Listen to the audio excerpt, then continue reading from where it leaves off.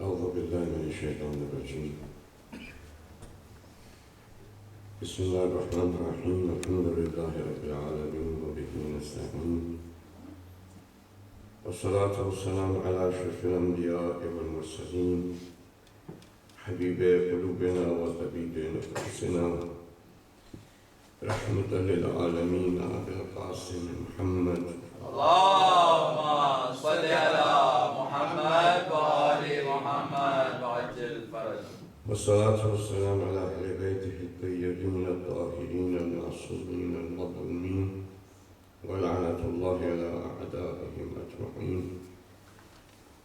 اللهم كن وليك الحجة ابن الحسن صلواتك عليه وعلى آبائه في هذه الساعة وفي كل ساعة وليا وحافظا وقائدا وناصرا ودليلا وعينا حتى تسكنه أرضك طوعا وتمتعه فيها طويلا برحمتك يا أرحم الراحمين. اللهم صل على محمد وآل محمد وعجل فرجهم. السلام علیکم ورحمۃ اللہ وبرکاتہ. امام حسین علیہ السلام نے کربلا میں جب تمام اصحاب اور خاندان خدا کی راہ میں قربان کر دیا تو انہوں نے ایک استغاثہ، ایک صدا بلند کی. یہ صدائے استغاثہ جو ہے وہ زمان اور مکان کے باہر ہے. یہ شہید ہے جو اس صدائے استغاثہ کا جواب دیتا ہے. یہ امام حسین کا رستہ ہے کہ جس کے اوپر وہ اپنی زندگی میں چلتا ہے. شہید خود بنتا ہے، نہ کہ دشمن اس کو بناتا ہے. دشمن کے ہاتھ میں اگر یہ ہو کہ کسی کو وہ مقام دے جو کائنات کے اندر سب سے اونچا مقام ہے، تو دشمن کبھی اس مقام کو اس شخص کو نہیں دے. دشمن سے نقصان پہنچ سکتا ہے، فائدہ نہیں پہنچ سکتا. یہ خدا کی ذات ہے کہ جو شہید کو وہ رتبہ دیتی. شہادت وہ مقام ہے کہ جس کی آرزو ہر ولی خدا نے کی ہے. اگر آپ قربانی کے مفہوم کو دیکھیں تو قربانی جو ہے وہ قرب سے ہے. قربان جو عربی کا لفظ ہے، اس کا جو مصدر ہے، جو روٹ ہے، وہ قرب ہے. قربان اس سواری کو کہتے ہیں کہ جو انسان کو بہت تیز رفتار سے خدا تک لے جاتا ہے. قربانی جو ہے وہ اس سواری کو کہتے ہیں کہ جو سواری انسان کو بہت تیز رفتار سے خدا تک پہنچا دیتی ہے. تو یہ سواری کیا ہے؟ یہ مرکب کیا ہے؟ یہ قرب ہے. یہ خدا کی محبت ہے. یہ خدا کا عشق ہے کہ جو انسان کو خدا تک سب سے تیز رفتار سواری کی طرح پہنچا دیتی ہے. یعنی وہ سفر جو ایک انسان شاید 1000 سال کے اندر کرے، شہید جو ہے وہ کچھ لمحوں کے اندر اس سفر کو طے کر دیتا. لیکن ہم جو یہاں پہ جمع ہوئے ہیں، ہم کہہ رہے ہیں کہ ایصال ثواب کی مجلس ہے. ہم لوگوں نے بہت ساری ایسی چیزیں ہیں کہ جو ہم کر رہے ہیں، لیکن ہم یہ نہیں پوچھتے کہ اگر آپ سے کوئی یہ پوچھ لے کہ ایصال کا کیا مطلب ہے، ثواب کا کیا مطلب ہے. تو ہم زندگی میں بہت ساری ہم نے مجالس اٹینڈ کی ہیں جو ایصال ثواب کے لیے تھی. تو اگر آپ سے کوئی پوچھے آپ ایک ایونٹ میں جا رہے ہیں تو اس کا معنی کیا ہے، تو ممکن ہے کہ ہم میں سے بہت سارے لوگوں کو اس کا معنی نہیں پتا. ہمارے پاس ایک مفہوم ہے جو ہم استعمال کرتے ہیں ایک دوسرے کے ساتھ، جو ہمیں تقریباً سوچنے پہ مجبور نہیں کرتا، ایسے کہ جیسے ہمیں پتہ ہے. یعنی ہم یہاں پہ جمع ہوں گے یہ کیونکہ ایک اچھا کام ہوگا. تو جب ایک اچھا کام ہوگا تو اس کا ثواب ہوگا، اس کا ریوارڈ ہوگا، اور یا اس کو ایک اور معنی میں کہنے اسپریچول کیش ہوگا. تو ثواب کو ہم اسی کانٹیکسٹ میں دیکھتے ہیں، اسپرچل کیش، کہ ابھی جیسے کہ بھائیوں نے مرثیہ پڑھا، اب اس کا ایک اسپرچل کیش ہے، ان کا انعام ہے، اور اس انعام کو ہم کہتے ہیں کہ اسپرچل کیش کو ہم دے دیتے ہیں ان لوگوں کے لیے کہ جن کی ایصال ثواب کے لیے ہم مجلس کر رہے ہیں، یہی ہے، ایسے ہی سمجھتے ہیں۔ تو اب جس نے کہ اس اسپرچل کیش کو یا مانیٹری ویلیوز کی نہیں کہہ سکتے، لیکن آپ ایسے سوچیں کہ اگر کوئی شخص یہاں پہ مرثیہ پڑھے اور اس کے بعد آپ جا کے ان کو $200 $300 دے دیں، تو شخص جس نے مرثیہ پڑھا ہے اس کا درجہ کیا ہوگا، اور جس نے کہ اس کو $200 دیے اس کا کیا درجہ ہوگا؟ جس نے اس کو انعام دیا اس کا درجہ اونچا ہوگا، اور جس کو انعام ملا ہے اس کا درجہ نیچا ہوگا، ایسے۔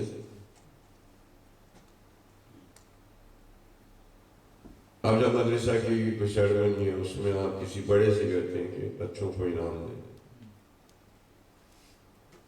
ایسے ایک گفٹ کارڈ دینا ہے، کچھ دینا ہے، آپ بڑے سے کہتے ہیں، چھوٹے سے کیوں نہیں کہتے ہیں؟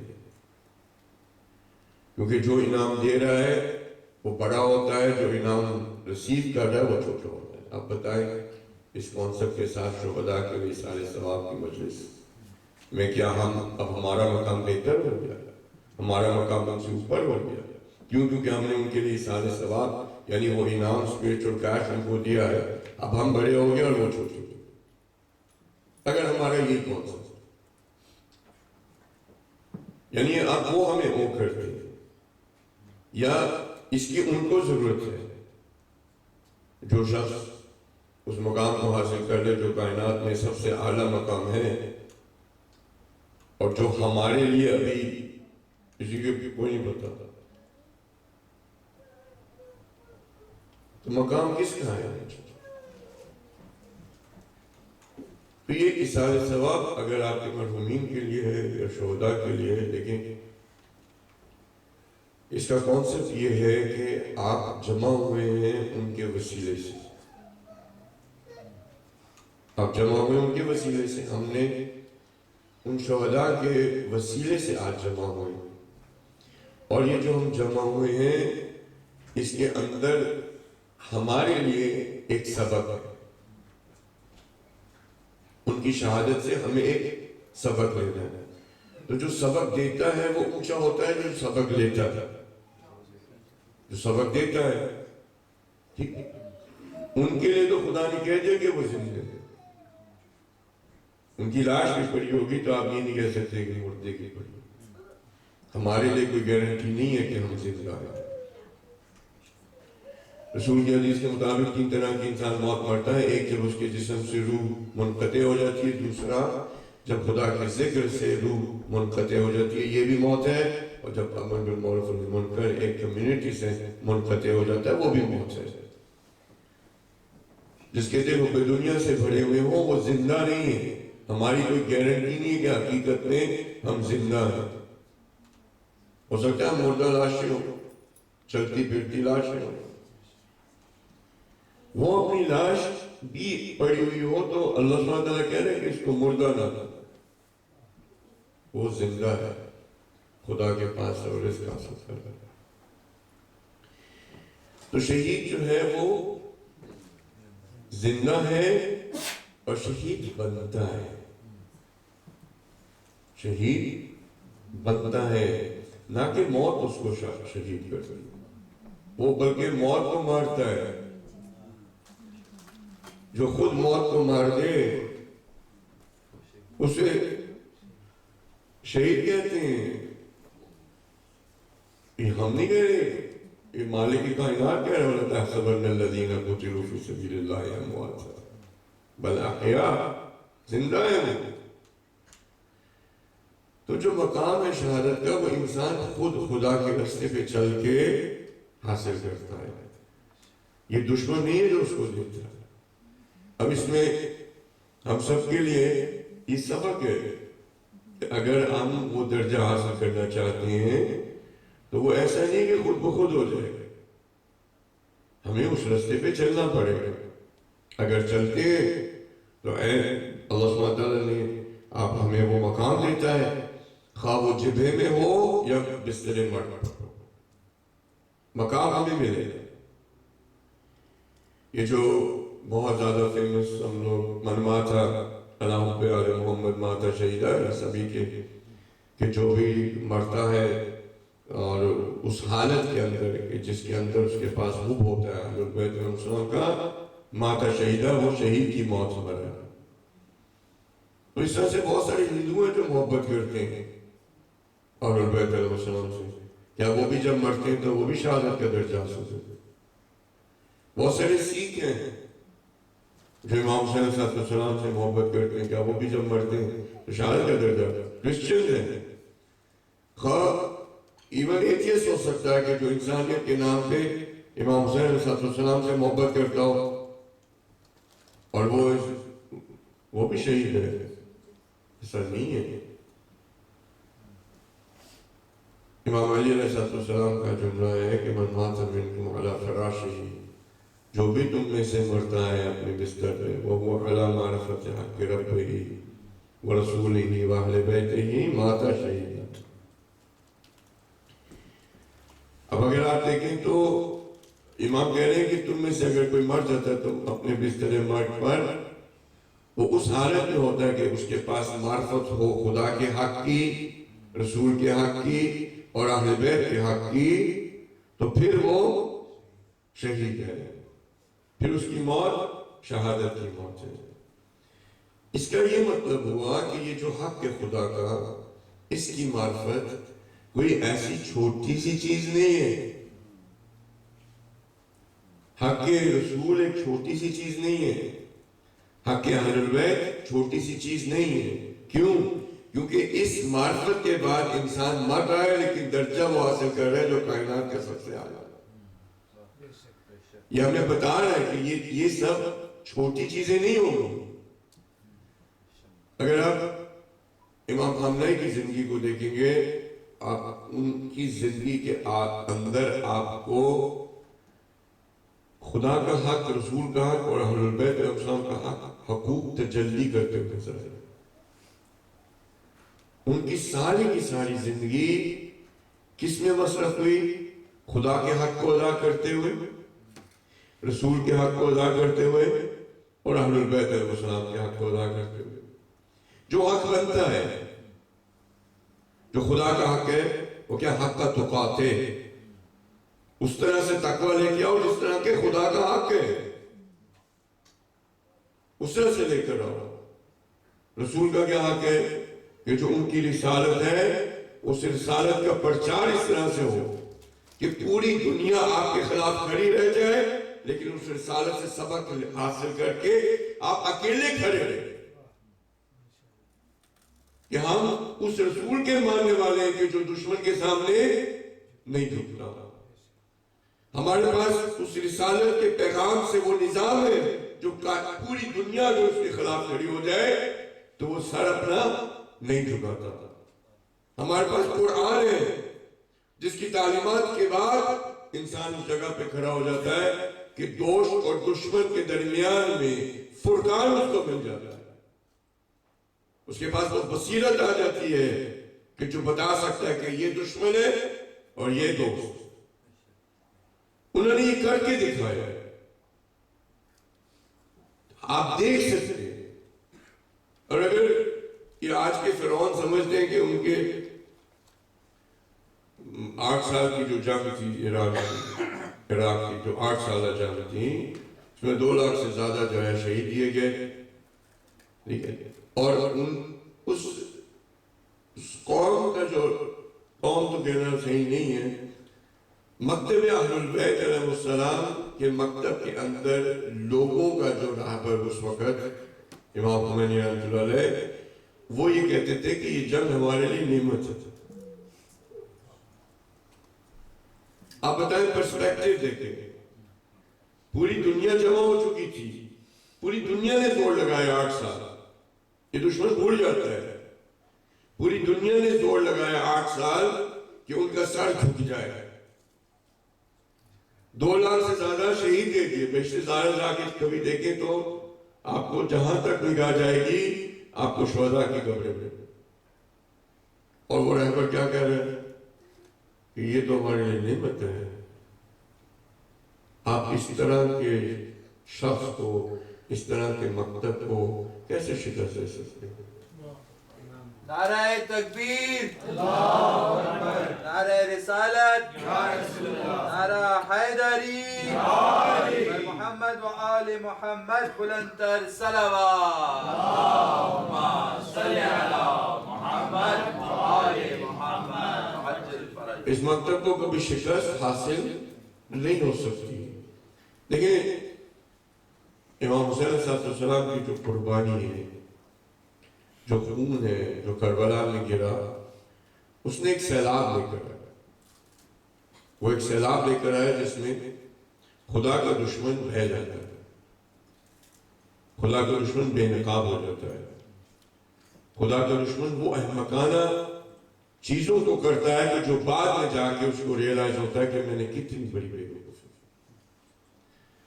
اور اسی خون سے باقی کے سارے شہداء بنتے ہیں. یہ وہی خون ہے جو کربلا پہ بہا، اور اس خون کے ساتھ ساتھ تمام وہ خون کے قطرے جو اس وقت سے لے کے اب تک، یا اگر میں ایسے کہہ دوں کہ حضرت آدم سے لے کے آخری انسان تک جتنے بھی خون کے قطرے گریں گے یہ اسی سیلاب کا حصہ ہے. اب بارش دیکھنے ہوتی ہے تو بارش کے قطرے گرتے ہیں. ایک قطرہ اگر صرف یہ سمجھے کہ میں تو ایک ہی ہوں، نیچے پیاسے اتنے، پودے اتنے، پیاسے اتنے، میں تو ایک ہوں، میرے وجود سے کیا ہو جائے گا؟ کس کی پیاس بجھے گی؟ کسی کی. ایک چڑیا کی پیاس بجھے گی. اگر وہ صرف اپنے آپ کو اکیلا دیکھے،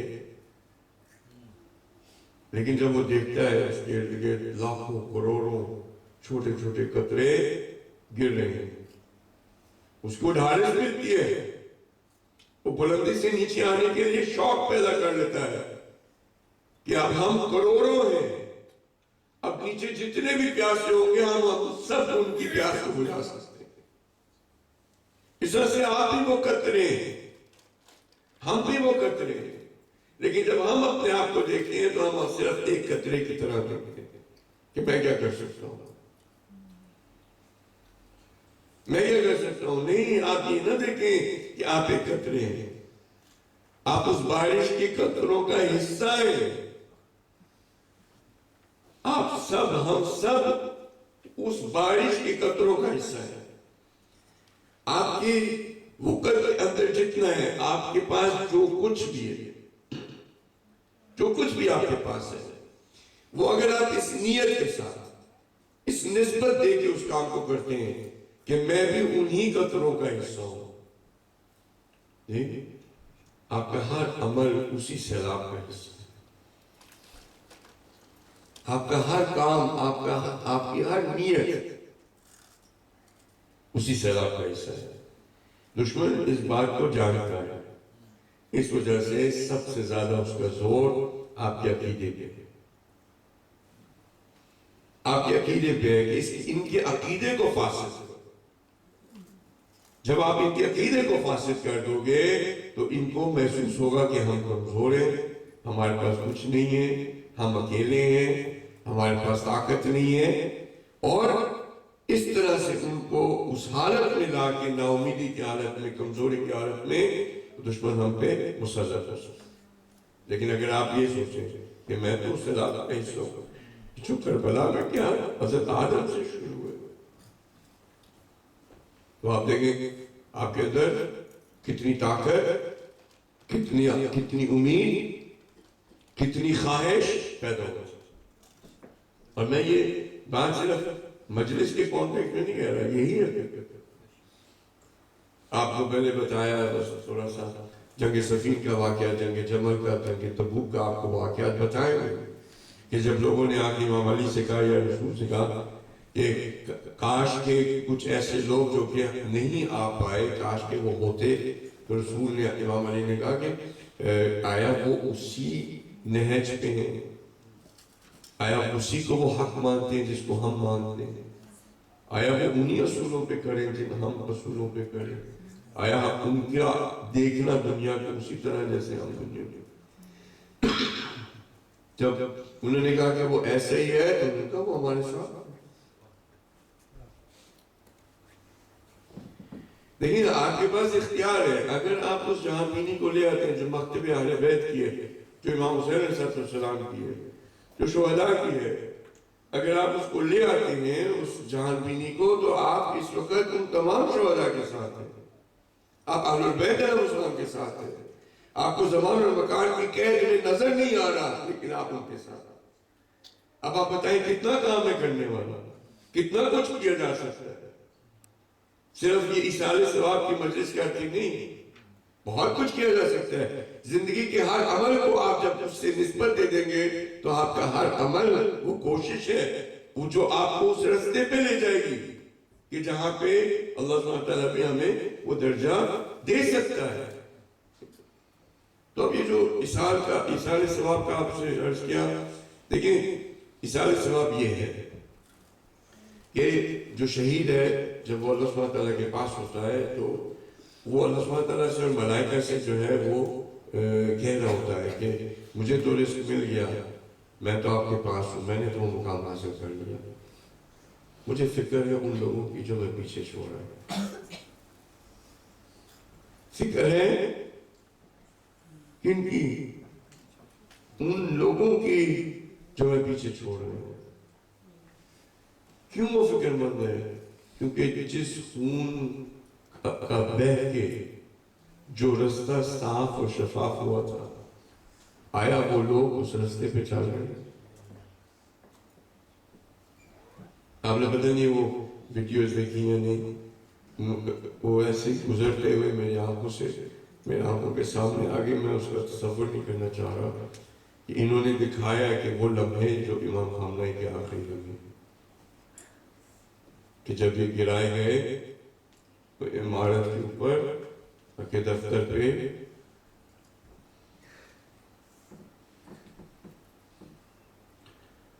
اگر تصور یہ چلا جائے کہ وہاں پہ ایک باپ ہے،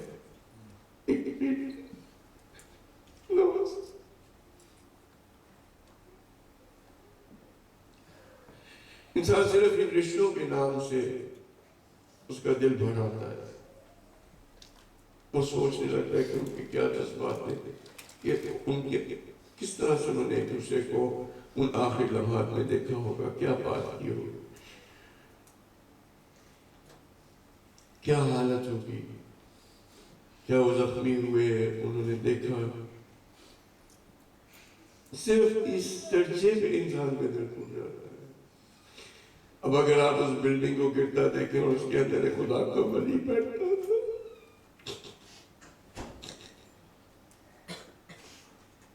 وہ بیٹھا تھا کہ جو آج انسانوں کے اندر اس کے پاس سب سے اعلیٰ مقام تھا، اس کی شان ہی نہیں۔ امام سجاد کہتے ہیں کہ اگر دنیا والوں کو پتہ لگ جائے اس شخص کا درجہ جو صرف ارادہ کرتا ہے خدا کی طرف جانے کا، تو وہ اپنے آپ کو اس کے آگے بچھا دے کہ اس کے قدم زمین پہ نہ لگے۔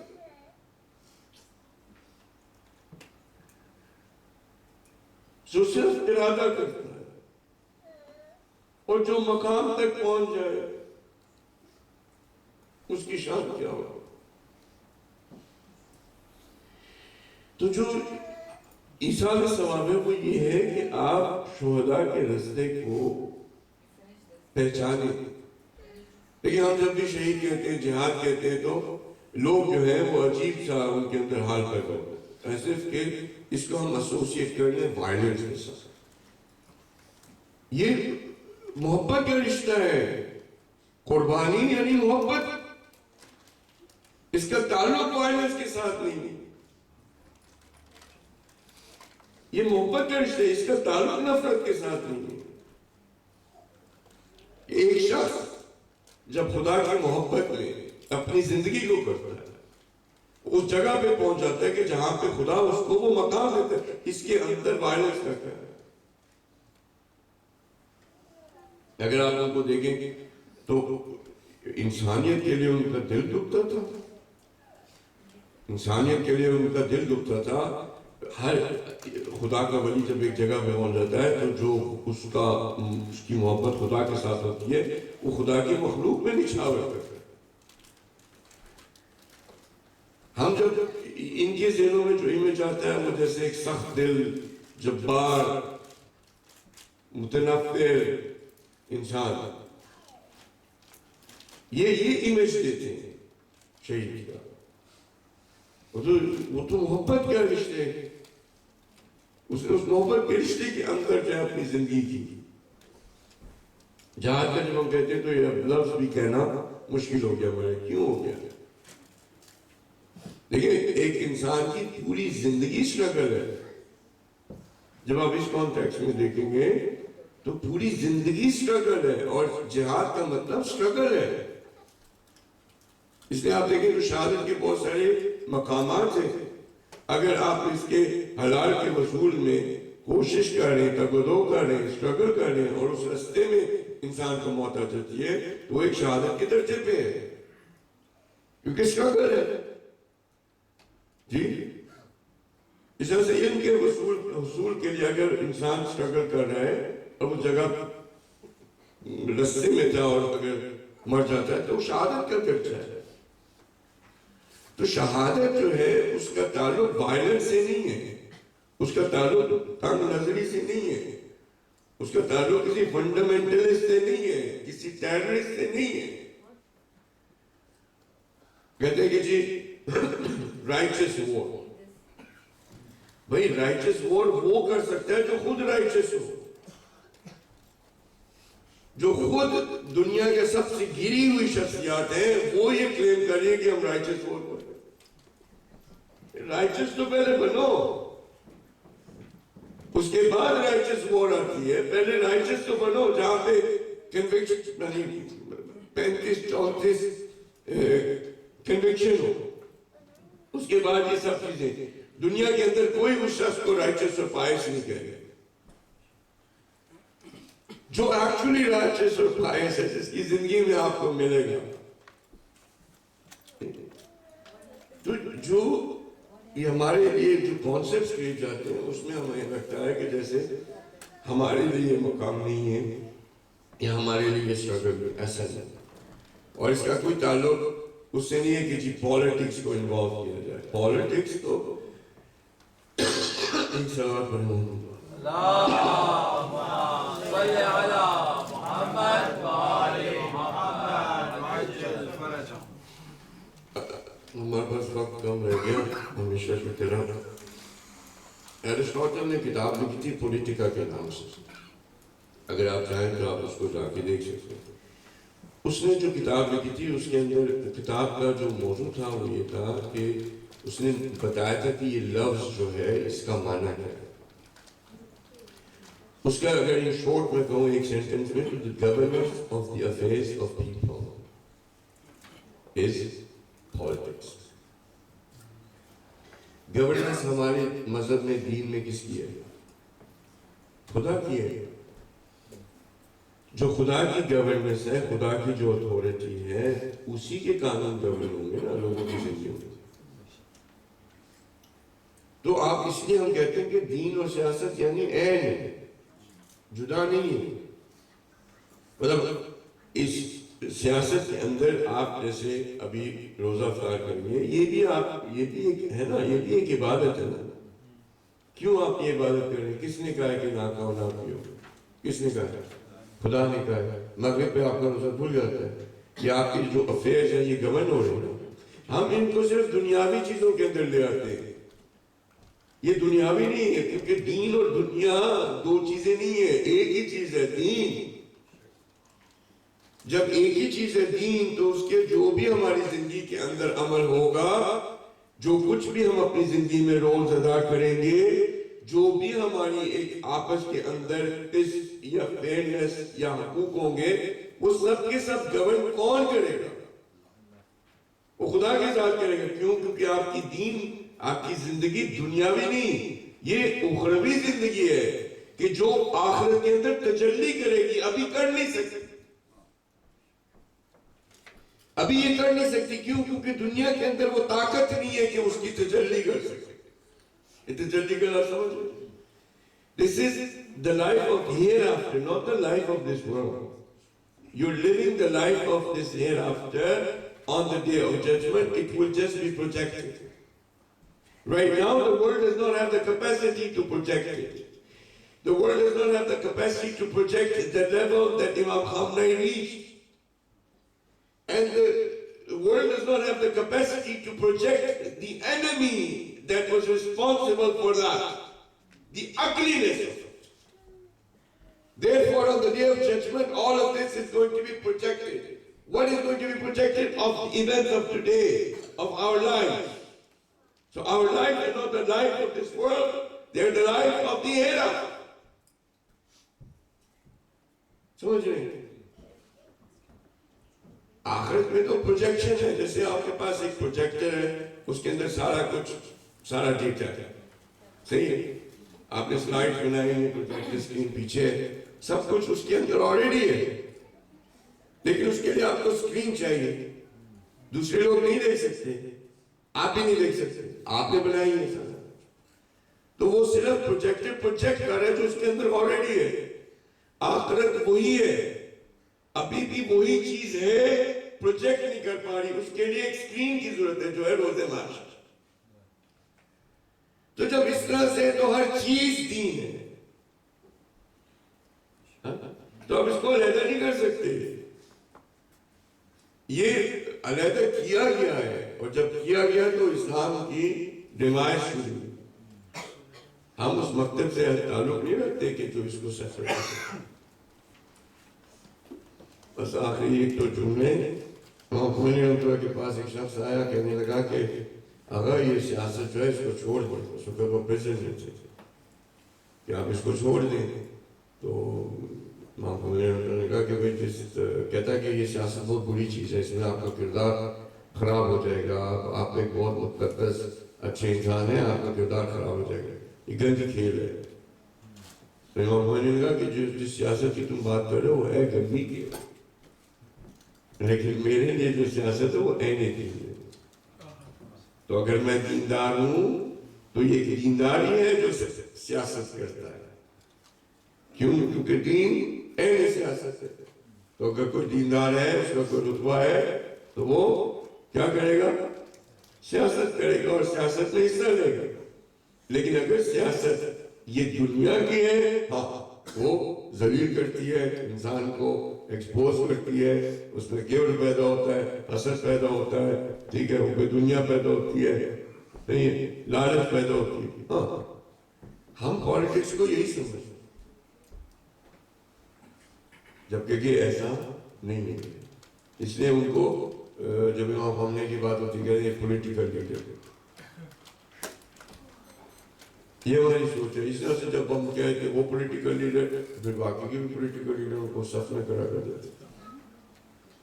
اور امام علی علیہ السلام کے فضائل بھی ہم ایسے پڑھتے ہیں، چند لوگوں کی صف میں ان کو کھڑا کر دیتے ہیں کہ دیکھو امام علی کتنے اچھے. وہ امام علی کی وہ صف نہیں ہے، انبیاء کی لاؤ نا، اوصیاء کی لاؤ، اولیاء کی لاؤ، یہ صف لے کر آؤ. اگر یہ صف لے کر آؤ گے، اس میں یہ امام علی علیہ السلام کی صف ہے، وہ اس میں جب کھڑے ہوئے ہوں گے سارے انبیاء دیکھ رہے ہوں گے کہ علی ہم سے افضل ہے. نعرہ حیدری. تو آج کی صف لے کر آؤ، آج کی صف لے کر آؤ اگر ایگزسٹ کرتی ہے جس میں کہ آپ اس شخص کو کھڑا کر سکتے. آج کی صف لے کر آؤ، آیت اللہ بہجت کو لے کر آؤ، آیت اللہ قاضی کو لے کر آؤ، آیت اللہ محسن طباطبائی رحمۃ اللہ کو لے کر آؤ. ان ساروں کی صف میں کھڑا کر دو امام خامنہئی کو، سب یہ کہیں گے کہ خامنہئی ہم سے افضل. یہ میں بات کسی جوش میں نہیں کر رہا. آیت اللہ بہجت جب ان سے ملتے تھے تو کہتے تھے السلام علیکہ یا ابن رسول اللہ.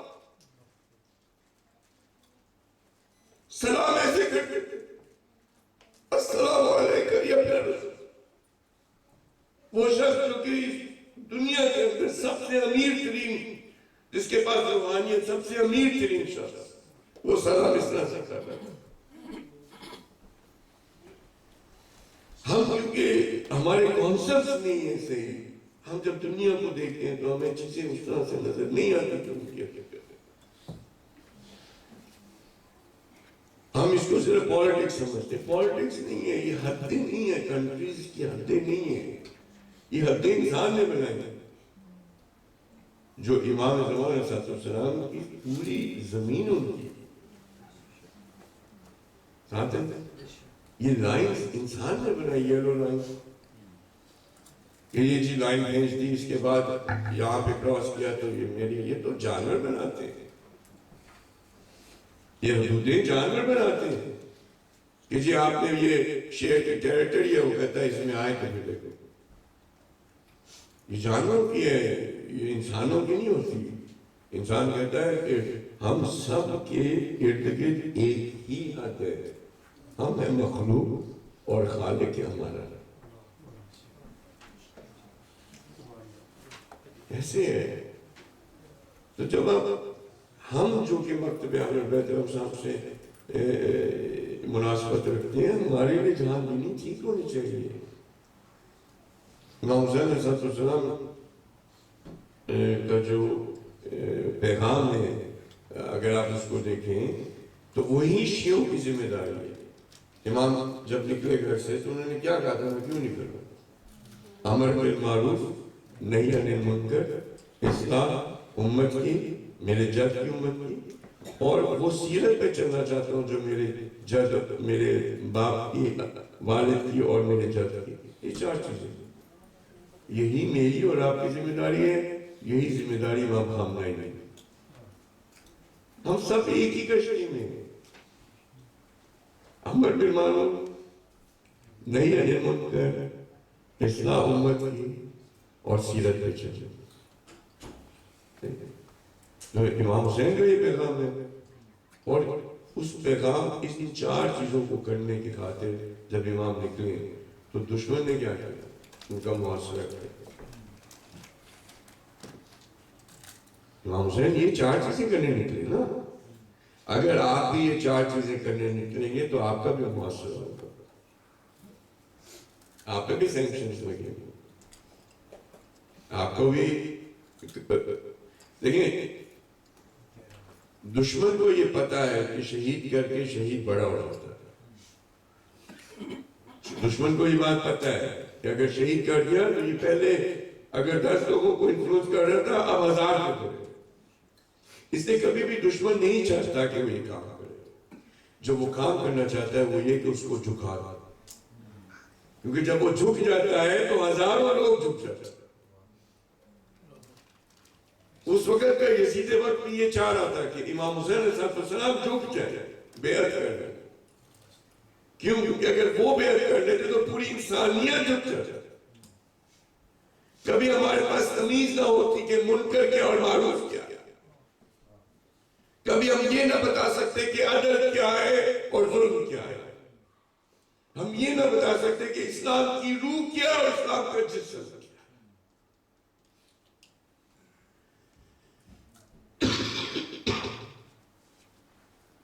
امام حسین نے وہ کر کے دیکھا کہ جو قیمت ہے ان چار چیزوں کی آپ کو دینی پڑے گی، بغیر قیمت کے نہیں. کیا کیا قیمتیں نہیں دی امام حسین نے، کیا کیا نہیں کیا. آگے رسول کی بیٹیوں کے ساتھ جب خداحافظ کرنے لگے، بی بی زینب کے پاس آتے ہیں.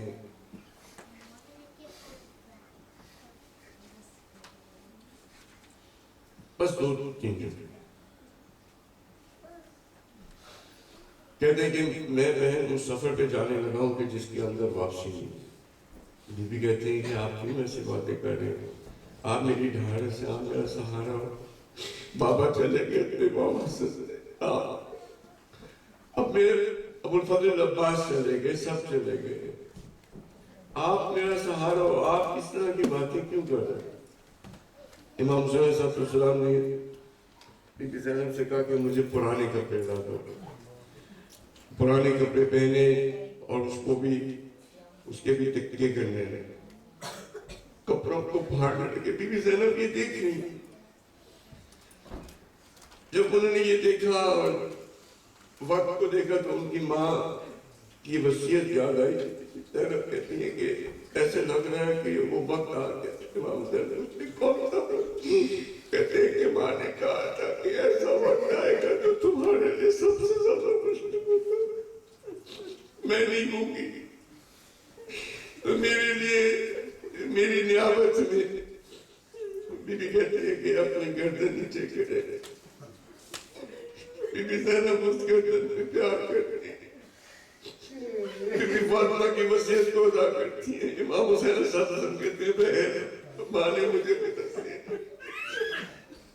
ماں نے مجھے بھی وصیت کی تھی اپنے پاس وقت نہیں کرو.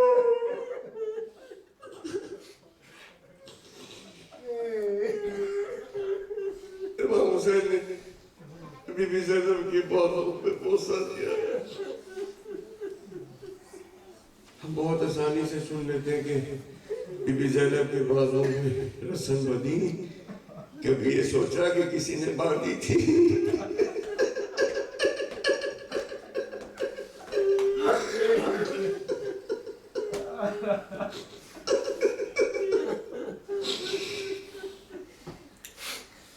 آخری لمحات امام حسین کے سجدے کے اندر ہیں. بدن کے اوپر اتنے زخم ہے کہ کوئی جگہ بچی نہیں ہے. دشمن ڈر رہا ہے. دشمن ڈر رہا ہے کہ سر کو کون کاٹے. پتہ نہیں ہے کہ امام حسین ابھی زندہ ہے یا نہیں. تو دشمن کہتا ہے کہ اگر جاننا چاہو کہ زندہ ہے یا نہیں, گھوڑوں کو خیموں کی طرف دوڑاؤ.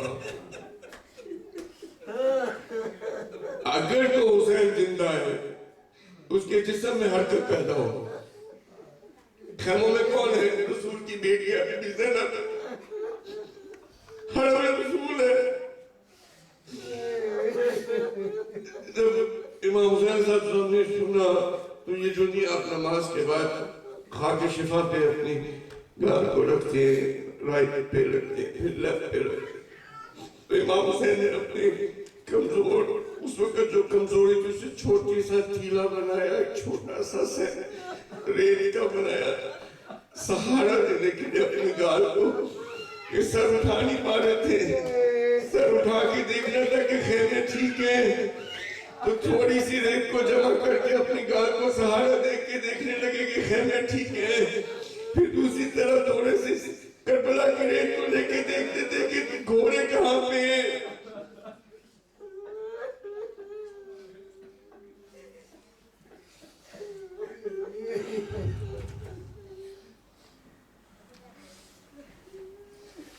خدا ہمیں توفیق دے دے کہ امام حسین صلی اللہ علیہ وسلم کی جہاں بینی ہمیں مل جائے.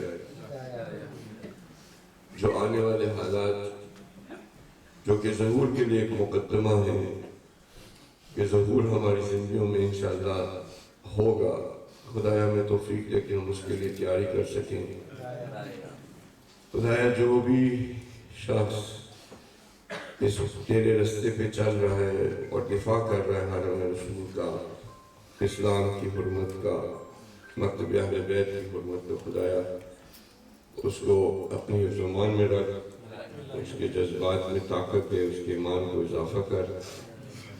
دشمنان خدا کو اپنے دشمنوں کو نیچ بنا دے.